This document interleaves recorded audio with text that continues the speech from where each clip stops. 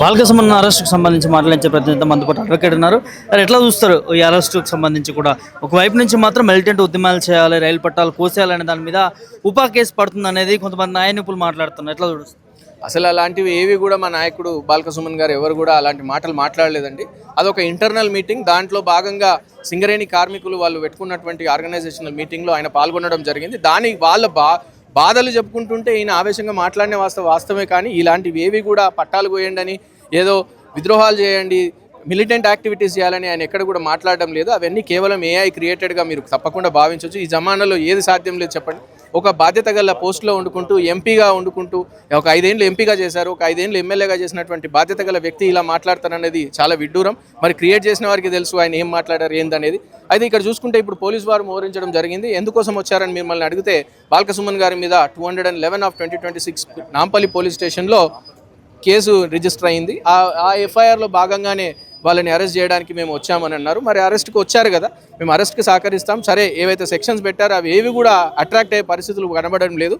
కానీ వారు చట్టానికి గౌరవించే వ్యక్తులుగా మేము తప్పకుండా ఇందులో ఇప్పుడు క్లియర్గా చూసుకుంటే 326, 351, 353 ఇవన్నీ ఉన్నాయి. నేను అదే చెప్తున్నాను కదా, వైలెన్స్ క్రియేట్ చేయడం, బాంబులు పెట్టడము, ఏవో పెద్ద ఎక్స్ప్లోజన్ చేసినటువంటి విధంగా చేసినటువంటి సెక్షన్స్ అన్ని కూడా ఏవైతే అట్రాక్ట్ కావో అవన్నీ పెట్టడం జరిగింది. కేవలం కక్షపూరితంగా పెట్టిరు. ఈ సెక్షన్స్ని మనం బిఎన్ఎస్లో చూస్తే వేరే రకంగా ఉంటుంది. కానీ వీళ్ళ రకంగా మాత్రం ఆయన గొంతుకను తొక్కిపెట్టాలి. కేవలము కక్షపూరితమైనటువంటి రాజకీయ సెక్షన్లుగా వీటిని పరిగణలోకి తీసుకోవాలని ఇప్పుడు కాంగ్రెస్ వారు కూడా చాలా సార్లు అన్నారండి. ఇప్పుడు నేను ఒక న్యాయవాదిగా అవన్నీ అనొద్దు, కానీ కాంగ్రెస్ వారు కూడా చాలా వారు అన్నారు. వారి మీద కూడా వీళ్ళు కంప్లైంట్ ఇవ్వడం జరిగింది. వాళ్ళ మీద ఉంటేనేమో ఎఫ్ఐఆర్ క్రియేట్ కాదు, ఎఫ్ఐఆర్ నమోదు కాదు. వాస్తవానికి తొక్కి అదేమంటారు, బోర్లేసి తొక్కుతా అని అంటారు, గొంతులు కోసేస్తా అంటారు, చెప్పు తీసుకొని కొడతా అంటారు, మున్సిపల్ ఎలక్షన్స్లో దౌడ పనులు రాలగొడతా అంటారు. ఇవన్నీ వ్యాఖ్యలు కూడా మనం చూస్తున్నాం. మన కేవలము ఇవే కనబడవు, అన్నీ కూడా కనబడతాయి. అలాంటి వాటి మీద మాత్రం కనీసం ఎఫ్ఐఆర్లు కూడా నమోదు కాని పరిస్థితులు కనబడతాయి. కానీ ఇప్పుడు ఇక్కడ చూసుకుంటే వీళ్ళు కనీసము ఇంటిమేషన్ కూడా లేకుండా అరెస్ట్ చేయడానికి వచ్చారు. ఇవన్నీ కూడా తప్పండి. మా నాయకుడు తప్పకుండా బయటకు వస్తారు. మీరు మాట్లాడలేదు అంటున్నారు తను, మరి ఇక్కడ ఏ అంటున్నారు, కానీ మాట్లాడినటువంటి వీడియో మొత్తం కూడా సోషల్ మీడియాలో ప్రచారం. వీడియో ఎప్పుడు వస్తుందండి? ఏ తోటి చేస్తే వీడియో ఎందుకు రాదండి? అది అన్నీ కూడా దానికి ఒక పద్ధతి ఉంటుంది. మనకు ఏవైతే ఫోరెన్సిక్ డిపార్ట్మెంట్ ఉంటుందో వాళ్ళు మెటా నుంచి వెరిఫైడ్ తీసుకొచ్చి అవన్నీ చేస్తారు. దానికి ఒక సిస్టమ్ ఉంటుంది. ఆ సిస్టమ్ ప్రకారం పోతుంది.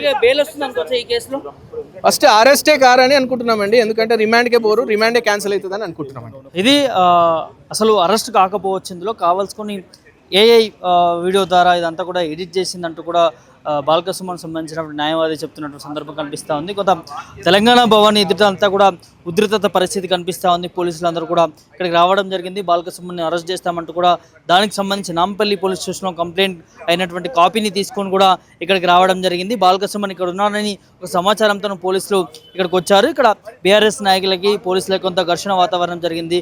అదేవిధంగా లీగల్ టీం కూడా ఇక్కడికి రావడం జరిగింది. వచ్చి దీనికి సంబంధించిన కేసెస్ గురించి కూడా పోలీసులతో మాట్లాడడం జరిగింది. సో బాలకసుమన్ని అరెస్ట్ చేయడానికి వచ్చామంటూ కూడా నాంపల్లి పోలీసులు చెప్తున్నటువంటి పరిస్థితి కనిపిస్తుంది. ఒకవైపు బాలకసుమన్ అడ్వకేట్ మాత్రం ఇందులో ఈ కేసుకు సంబంధించి కూడా బాలకసుమన్ అరెస్ట్ చేయడానికి వీలేదు, ఇందులో ఏ వీడియోల ద్వారా బాలకసుమన్ సంబంధించి కూడా ప్రచారం చేశారు. కొన్ని పార్టీలకు సంబంధించినటువంటి నేతలు సోషల్ మీడియాలో ఎక్కడా కూడా మిలిటెంట్ ఉద్యమాలకు సంబంధించి తను మాట్లాడింది ఎక్కడ కూడా లేదు. అది కేవలం ఏ వీడియోలు అంటూ కూడా మరి బాలకసుమన్ సంబంధించిన న్యాయవాది చెప్తా ఉన్నారు. లేదు, ఇటు ఖచ్చితంగా తను మాట్లాడాడు. ఇలాంటి ఉద్యమాలకి చాలా వరకు కూడా గతంలో కూడా మాట్లాడాడు బాలకసుమన్ సంబంధించి. ఇది ఉపా చట్టం కేసు కిందకి వర్తిస్తుంది అనేది కూడా ఇంకో తరపు నుంచి న్యాయవాదులు మాట్లాడుతున్నటువంటి సందర్భం కనిపిస్తా ఉంది. సోషల్ మీడియాలో కూడా వైరల్ అవుతూ ఉన్నాయి.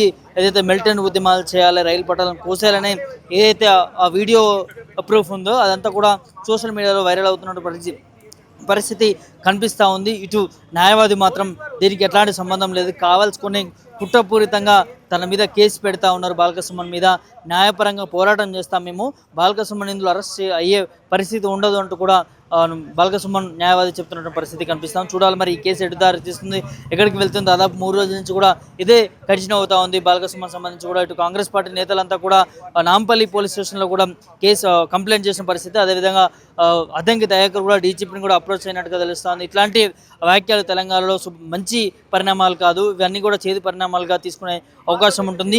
ఇది ఆదర్శంగా తీసుకొని కొంతమంది బీఆర్ఎస్ నాయకులు ఏదైనా విధ్వంసానికి పాల్పడే అవకాశం ఉంటుంది. ఖచ్చితంగా దీన్ని అరికట్టే విధంగా దీనికి సంబంధించిన పలు కేసుల సెక్షన్ల కింద బాల్కసుమన్ని అరెస్ట్ చేయాలంటూ కూడా ఇటు అద్దంకి దయాకర్ కావచ్చు, అదేవిధంగా బలమూరి వెంకట్ కావచ్చు, డీజీపీని కూడా కలిసినట్టుగా తెలుస్తోంది. కొంతమంది కూడా సంబంధిత పిఎస్లో కూడా కంప్లైంట్ చేసినటువంటి పరిస్థితులు కనిపిస్తున్నాయి. చూడాలి మరి తెలంగాణ భవన్ చుట్టూ అంతా కూడా కొంత ఘర్షణ వాతావరణం, పదుల సంఖ్యలో పోలీసులందరూ కూడా చేరుకోవడం జరిగింది. బాల్కసుమన్ కోసం గాలింపు చర్యలు కూడా చేపడుతున్న పరిస్థితి కనిపిస్తూ ఉంది. మరి ఈ కేసు ఎటు మలుపు తిప్పబోతుంది ఏంటి అనేది కూడా చూడాల్సినటువంటి అవసరం ఉంటుంది. చూస్తే మనకు అర్థమవుతుంది ఏం చేయబోతున్నారు ఆయన తరపు అడ్వకేట్స్ గా నెక్స్ట్ ఏం లీగల్ టీమ్ సీరియస్ గా ఆల్రెడీ హైకోర్టు దృష్టికి ఎఫ్ఐఆర్ రాంగ్ అని చెప్పి హైకోర్టు దృష్టి కూడా మేము తీసుకెళ్లడం జరిగింది. ఇన్స్పెక్టర్ బెయిల్ మూవ్ చేయడం జరిగింది. ఒకవేళ బాల్కసుమన్ గారు అరెస్ట్ చేస్తే నాంపల్లి కోర్టులో సీరియస్ గా రిమాండ్ రిజెక్ట్ చేయమని చెప్పి బీఆర్ఎస్ లీగల్ టీమ్ గురువారం యాక్చువల్లీ పోలీసు వాళ్ళకి నిన్న నోటీస్ పోయింది. వాళ్ళ కౌంటర్ కోసం గురువారం టైం తీసుకోవడం జరిగింది. వాళ్ళ దృష్టిలో ఉంది అంటే హైకోర్టులో మేము మూవ్ చేసినట్టు సిఆర్ఎల్పి మూవ్ చేసినట్టు పోలీసు వాళ్ళకి నాంపల్లి పోలీసు వాళ్ళకి నోటీస్ కూడా పోవడం జరిగింది. గురువారం వరకైతే ఇన్స్పెక్టర్ బెయిల్ వచ్చేది. కానీ ఈరోజు అంటే తెలంగాణ వ్యాప్తంగా ఒక పొలిటికల్గా అంటే కాంగ్రెస్ ప్రభుత్వం చేస్తున్న ఒక రకమైనటువంటి ఇల్లీగల్ ఇన్వెస్టిగేషన్ అన్నట్టు మనకు క్లియర్ కనబడుతుంది. ఇందులో మేము ఇంటర్వ్యూ పడగలం, వెకేషన్ బెంచ్ కాబట్టి ఇంటర్వ్యూ పడగలం. క్లియర్గా మేము ఇన్స్పెక్టర్ బెయిల్ ఇవ్వమని అడిగాము. ఏదైతే కంప్లైంట్లో ఉన్న కంప్లైంట్కి అది ఇంగ్రీడియంట్స్కి అదేవిధంగా ఎఫ్ఐలో ఉన్న సెక్షన్స్కి ఆ సెక్షన్స్ అట్రాక్ట్ కావు కాబట్టి మాకు inspector bail VR right to bail అనేది హైకోర్టు దృష్టికి తీసుకెళ్ళినాము. హైకోర్టు ఇమీడియట్గా వాళ్ళకి నోటీస్ ఇచ్చింది. వాళ్ళు కౌంటర్ కోసం గురువారానికి పోస్ట్ చేయడం. ఇంటర్వ్యూ మేము బెయిల్ రిలీఫ్ అడగలేదు, కోర్టు కూడా దాన్ని ఇవ్వలేదు.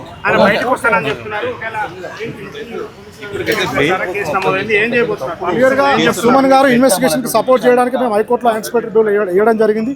ఎప్పుడైనా ఇన్వెస్టిగేషన్కి సపోర్ట్ చేస్తారు సుమన్ గారు, అది లీగల్ టీమ్ డిస్కస్ చేస్తుందండి దానికి సంబంధించి.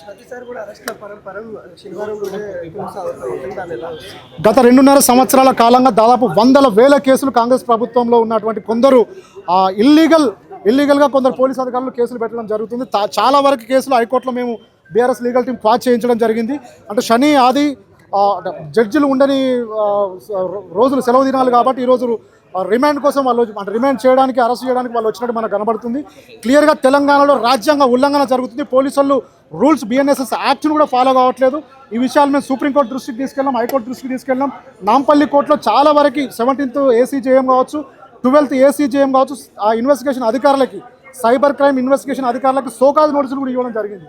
అంటే ఇప్పటికంటే కోర్టులు కూడా మొట్టికాయలు వేసినప్పటికీ పోలీసులు రూల్స్ను ఫాలో కాకుండా ఇల్లీగల్గా డిటెన్షన్ చేయడం అనేది తప్పని చెప్పి మేము లీగల్ టీం డిఫెండ్ చేయబోతున్నాం. ఇలా మాట్లాడిన వాళ్ళకి ఉప కేసులు లాంటి కఠినమైన వాటిలో కూడా పెట్టాలి అన్నట్టుగా వ్యాఖ్యలు చేస్తా ఉన్నారు. క్లియర్గా ఈ మధ్యలో మా బీఆర్ఎస్ నాయకులు గెల్లు శ్రీని కావచ్చు, చాలామంది నాయకులు రేవంత్ రెడ్డి గారు మాట్లాడిన మాటలు కావచ్చు, చాలామంది కాంగ్రెస్లో ఉన్న ఎమ్మెల్యేలు మాట్లాడిన మాటలు, మంత్రులు మాట్లాడిన మాటలు క్లియర్గా నరికేస్తాం, చౌకేస్తాం, చంపేస్తాం, ఏది ప్రగతి భవన్ను కూల్చేయండి అని చెప్పిన దాని మీద కూడా మేము కంప్లైంట్ ఇవ్వడం జరిగింది. మరి దాని మీద కూడా పెడితే సేమ్ చట్టాలు సేమ్ సెక్షన్లు పెట్టాలి. దాంట్లో కూడా ఎవరైతే ఆ మాటలు మాట్లాడారో వాళ్ళని కూడా అరెస్ట్ చేయాలని చెప్పి లీగల్ టీం డిమాండ్ చేస్తుంది.